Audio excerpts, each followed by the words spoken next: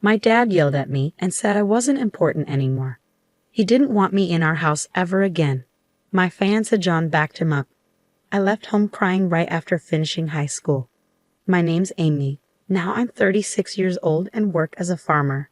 It's been 18 years since I left home. I've spent more time living my own life than I did with my family, and that makes me feel emotional. We used to live in a city. My dad worked in an office, and my mom stayed at home. We were a family of 4, including my older brother. My parents always favored my brother because he was the firstborn. He got better food and fancier presents. He'd brag about it and make me feel small. Sometimes I felt really lonely and wished for attention, but my parents never changed, so I stopped trying. The big change in my life happened during the summer of my second year in high school. My brother was busy studying for a tough college entrance exam, hoping to get into a really good university. His practice test scores were bad, so he was always stressed out and took it out on me whenever he could. My parents treated him like he was fragile, being super careful with him, while I got stuck with all the household chores that left me no time to study. Even though I was doing better in school than my brother, they wanted to bring my grades down to make him feel better. It didn't make any sense. Around that time, one of my teachers told me about a program where students could go experience life on a farm for a few days. We'd stay with a family who owned a farm, help with harvesting vegetables, cook together, and just live like country folks for a bit. Despite my family troubles, I decided to join the program. But my dad said, farming is only for people who can't get better jobs, and my mom laughed at me saying, "Are you crazy? You want to do manual labor and get all dirty?" But I didn't listen to them and used my own money to sign up. It was the first time I stood up to my parents, and it turned out to be a great decision. For me, who really wanted love from my family, it was an amazing experience. Working outside in the fresh air of the countryside felt so good, and I finally felt the warmth of a real family. The oldest son in that family, John, was just a year older than me, the same age as my brother. But John was nothing like my brother. He was kind but strong, got along well with his parents, and treated me nicely too. John's parents were really gentle, and even though I was only there for 3 days, I cried a lot when it was time to leave. John's mom cried too, and she said, "You can come back anytime." I promised I would. They said they didn't use their phones much, so I started writing them letters regularly. Before long, John started writing back more often, and it turned into like a diary we shared, and we started dating. It was a pure long-distance relationship without even a single kiss. After my brother didn't get into his first choice university and ended up in a lower-ranked college, it was my turn to apply for college. But my parents wanted me to get a job instead of going to college. They said it was because girls didn't need education, but really, I think they didn't want me to go to a better college than my brother. Since my time on the farm, I dreamed of being a farmer. I could have become one without going to college, but John was in college, so I decided to go too and study a new kind of farming. Even though my parents and brother tried to stop me, I worked hard every day towards my goal. But when I passed the entrance exam for university, my dad got really angry and said, "Are you a girl trying to go to a better college than your brother?" My mom said, "We don't have money to spend on you. Your brother needs it, so you should work and bring money home." My parents' hurtful words left me feeling alone and sad, and after a big fight, I decided to cut ties with him completely. John came to get me from home, and his parents, who were now my in-laws, helped pay for my college. I ended up going to college, and 4 years later, I married John. I didn't speak to my parents or brother during college, but when my in-laws said, we should at least tell them about the wedding, we went to my childhood home for the first time in 4 years. It was summer, after graduation, and a busy time for planting, so we couldn't visit earlier. We all had tanned faces from working outside, but my parents and brother made fun of us.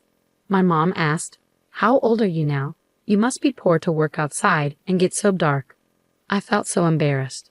"Please stop, Mom," I said quietly, but she didn't listen. My brother smirked and said, "Smart people like me make money with our brains. If you're stuck doing manual labor, it means you're not very smart." I felt sick, and my in-laws' smiles disappeared. My husband spoke up, saying, "We're proud to be farmers, and we work hard." My dad laughed in a mean way and told me, "From now on, you're a stranger to us. You're marrying a farmer who works hard for a living." We're going to pretend you don't exist. Don't come to us for money. We don't want to see you anymore. At 18, I already felt like I didn't belong. So his words didn't surprise me. But it still hurt, especially with my in-laws and John looking at me with sympathy. I cried quietly on the way home, deciding to forget about my family. Time passed quickly, and 18 years went by. The hurt started to fade. I had 2 kids and a busy but happy life. I almost forgot about my parents and brother until a cousin told me my brother was getting married. We were close, and we kept in touch even after I got married. I once sent them rice from our farm, and they liked it, so we stayed in touch and talked on the phone once a month. My cousin mentioned we could catch up at the wedding, my cousin said. But I hadn't heard anything about the wedding from my parents or brother. Well, since we're not talking, I wouldn't know. I heard they're building a new house. I wonder if it's done. It seemed both my parents and brother planned to move after the wedding. My cousin knew about the problems between my parents and me, but they probably assumed I'd still show up at important family events. After the call with my cousin, I impulsively called my mom's cell phone. But all I got was a message saying, "This number is no longer in use." I tried calling my father next, but got the same automated message again. Did they change their numbers? I didn't have my brother's number, so I couldn't call him. With shaky hands, I dialed the landline for our family home, and someone picked up. "Hello." It was my brother. "It's Amy. I heard you're getting married and moving." I started to congratulate him, but he interrupted me. "You don't need to do anything. You, a farmer, a stranger to me, don't call me," he yelled before hanging up. I tried calling him back, but I was already blocked. It was so harsh. No matter how much he disliked me, we were still family. It hurt to be rejected like that. Seeing how upset I was, my husband asked gently, "What's wrong?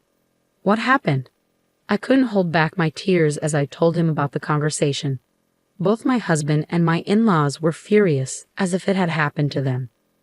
"Your home is here, Amy, your family to us." My mother-in-law comforted me.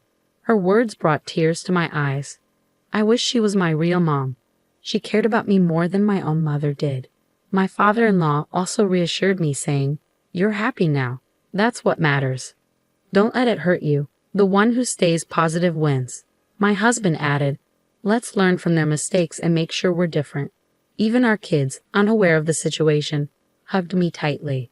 "Thank you, everyone," I said, feeling the warmth in my heart. I realized how happy I was even without the support of my biological family. But things changed dramatically when my business was featured on national TV. My in-laws were big grain farmers in the American Midwest. They grew lots of fruits and veggies, but some didn't meet standards.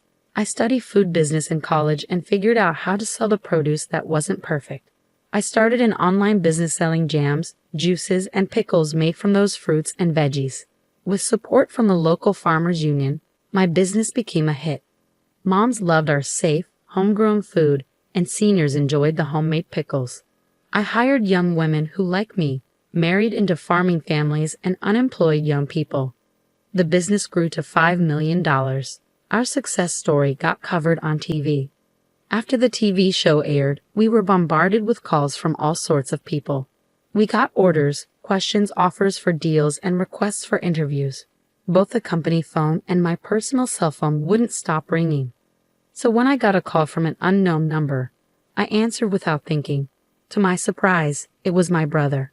I figured he must have seen the TV feature and heard about my success. But without much of a hello, he said, "I'm thinking of starting a business. Can you lend me some money?" "Excuse me?" "Absolutely not," I replied firmly, feeling even more resolute. I coldly rejected his request and hung up. But he called again. "Stop arguing and give me the money. If a woman like you can start a business and make money, I'm sure I can do it too," he shouted relentlessly. "That's not how someone asking for a loan should act," I responded, baffled by his confidence. It was ironic because he was the one who had called me a stranger, just a simple farmer. Ignoring his request, I asked something that had been bothering me. "By the way, who decided not to tell me about the move?" Huh. Obviously, it was me, my wife. She's a city girl, you know. The moment I mentioned you, she suggested we cut ties. So that was the reason. I didn't want to hear more, so I hung up and blocked his number. It seemed like my brother's wife whom I'd never met, had a similar attitude to my brother and parents. Realizing that my brother had seen me on TV probably meant my parents had too. A few hours later, I received another call from an unknown number, but it turned out to be my father. "Why are you in charge? Did you take a man's job?" he demanded. I replied, "Well, both John and my father-in-law are deeply involved in the farming business, so it's only natural. In fact, large-scale consolidation has become advantageous for somewhat larger farms. My father-in-law is the president of the local agricultural association, and John has incorporated his share as an in-law and is now the president of that corporation." Perhaps my explanation convinced him because then he asked, "Why haven't you been in touch?" Feeling stunned, I replied, "You're the one who disowned me. I'm ending this conversation now." And I hung up and blocked his number. A few minutes later, my mother called. "Why won't you lend money to your brother? You're making $500 million a year, aren't you? Send money home. We're your real family. Have you forgotten all we've done for you, raising you up? Give us at least $300 million or at least $250 million. My mother was the most aggressive of all. "Even though the business earns $500 million, that's the total revenue after paying for expenses and employee salaries. I barely have anything left over." I exaggerated a bit, and my mother instantly shot back, "You're lying. That can't be true." Feeling increasingly frustrated, I couldn't believe my mother's persistent demands for money. I wondered if she had any shame. "I'm not going to send you any money, whether I have it or not. We're strangers," I told her firmly before hanging up and blocking her number. I thought that would be the end of it, but I was mistaken. My parents, my brother, and his wife, whom I'd never met before, suddenly showed up uninvited at my in-laws' house. "Hey, Amy, guess what? I'm taking back the disownment," my father announced. I was shocked at their desperation for money. My mother-in-law couldn't believe what was happening. Even my father-in-law and her were clearly uncomfortable, glaring at my parents in silence. The employees around us had gathered, looking shocked at my parents. My brother seemed to realize he wasn't welcome either. We're the real family, connected by blood. We deserve a share of your earnings too," he insisted. The woman with him, presumably his wife, nodded along in agreement. I was livid. "No, that's not how it works. Even though we share blood, there's been no emotional connection. You treated me like a stranger and abandoned me," I said, feeling the old wounds of being rejected by my biological family reopening. Tears threatened to spill again. Just then, John came and stood by my side. "Amy is part of our family now. Even if you haven't disowned her, we're perfectly happy without you. Please leave," he said firmly, defending me. The employees joined in, criticizing my parents together. "We're with Amy. How dare you?" they exclaimed in unison. As I thought, "This is my true family," I felt a deep sense of happiness. But my brother's anger was growing. "Shut up. Shut up, you country bumpkins. You're all uneducated trash. Aren't you supposed to obey us quietly?" he raged. But John calmly responded, "Actually, both my father and I are Ivy League graduates, and Amy graduated from a prestigious agricultural university, revealing our educational background." "What? With degrees from top universities, why are you farming?" my brother exclaimed in disbelief. Maybe for my brother, graduating from a lower-ranked university was his only source of pride, and he likely didn't anticipate being outmatched in terms of education, I mused. John remained composed as he stated, "Farming is an honorable profession.